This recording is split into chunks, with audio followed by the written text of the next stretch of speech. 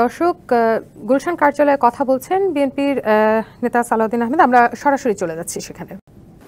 মেধা সম্পন্ন রাষ্ট্র পৃথিবীতে সম্মানের সাথে দাঁড়িয়ে থাকে। আমরা খুব বেশি চেষ্টা করব লাইব্রেরি বিস্তারের মাধ্যমে, মেধার উন্নয়নের মাধ্যমে এই জাতিকে একটি মেধাবী দেশ রাষ্ট্রে পরিণত করা। যখন রাষ্ট্র মেধাবীদের দ্বারা পরিচালিত হবে, সেই রাষ্ট্র কখনো গুরুপথে পরিচালিত হবে না।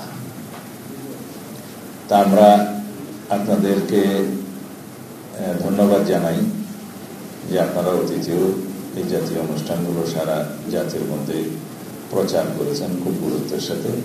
আশা করি এই উদ্যোগকেও আপনারা যথেষ্ট প্রচার দিবেন, যাতে আরও জোরহাসরা যারা গ্রাম পর্যায়ে বিভিন্ন তৃণমূলে লোকচক্ষুর অন্তরালে আছে, তাদেরকে আপনারা খুঁজে বের করুন।